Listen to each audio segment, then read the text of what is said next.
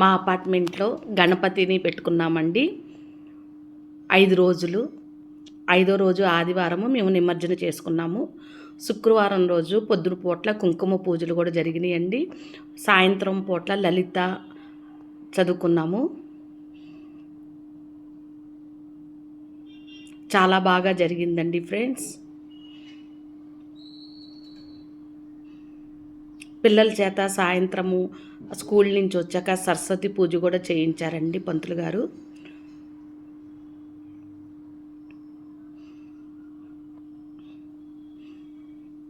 ఐదు రోజులు చాలా బాగా జరిగిందండి. ఇప్పటి వరకు నా ఛానల్ ఎవరైనా సబ్స్క్రైబ్ చేసుకోకపోతే చేసుకోండి ఫ్రెండ్స్.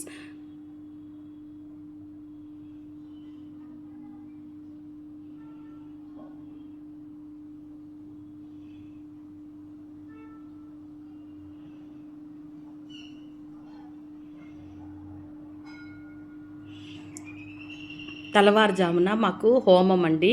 అందుకనే ఆ రోజు నైట్ మేము ముందు రోజు శనివారం నైటు హోమానికి సంబంధించినవన్నీ హోమానికి మండపం అంతా ప్రిపేర్ చేస్తున్నాము.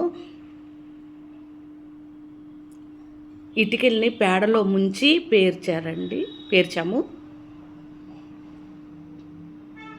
చాలా బాగా జరిగింది ఫ్రెండ్స్ హోమము.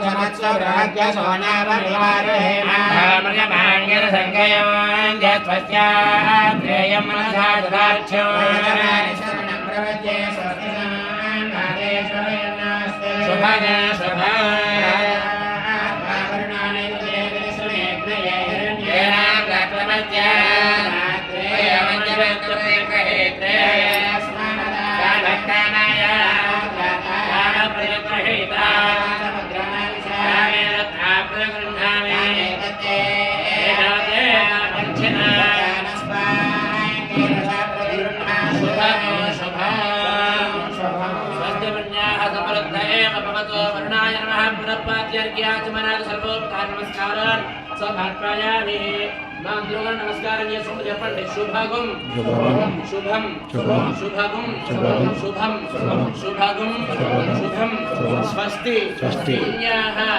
వాచన సమృద్ధి ఏవ భవతు. సమృద్ధి భవతు.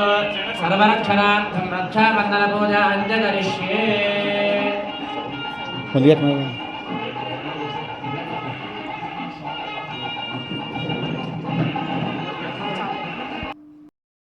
ముందుగా వినాయకుడి పూజ, తర్వాత పంచామృతాలతో లక్ష్మీ అమ్మవారికి వినాయకుడికి అభిషేకం జరిగిందండి పంచామృతాలతో. ఆ తర్వాత హోమం స్టార్ట్ అయింది. తెల్లవారుజామున మేము 4ంటికి స్టార్ట్ అయితే 10:30, 11 అయిపోయిందండి. అంతా అయిపోయేటప్పటికల్లా యజ్ఞంలో ఆ కుంభారాధన చేసుకున్నాము. అలాగే నవగ్రహ ఆరాధన కూడా పరిపూర్ణం చేసుకున్నాం. ఇప్పుడు ఆ లక్ష్మీదేవికి అలాగే ఆ గణపతి స్వామి వారికి ఇద్దరికి కూడా పంచామృత అభిషేకం చేయాలి. చక్కగా స్వామివారికి అభిషేకం చేసుకుని అప్పుడు స్వామివారికి కూడా అష్టోత్తరములతో అమ్మవారికి పూజ చేసుకుని మేము తెల్లవారుజామున 4ంటికల్లా కిందకి దిగామండి.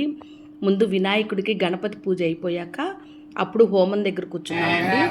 5 గంటలు పట్టింది.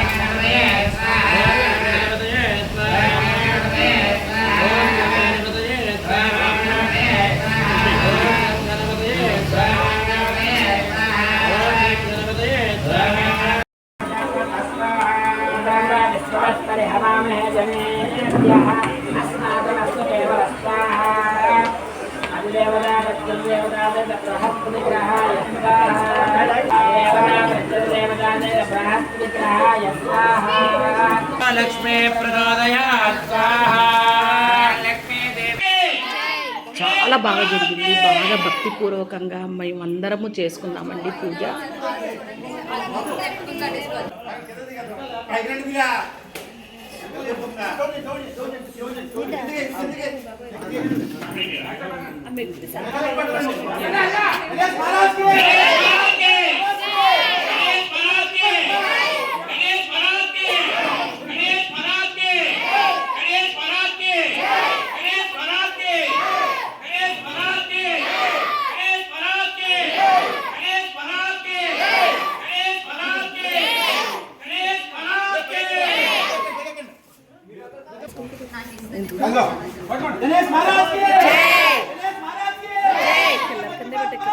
దేవుణ్ణి ఊరేగింపుకి తీసుకెళ్లారు నిమజ్జనానికి.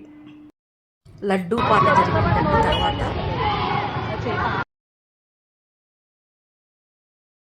మన చేతుల మీద కూడా అభిషేకం చేయించారండి. మనం కూడా వెళ్ళి వడ్డించుకోవచ్చు దేవుడికి అభిషేకము.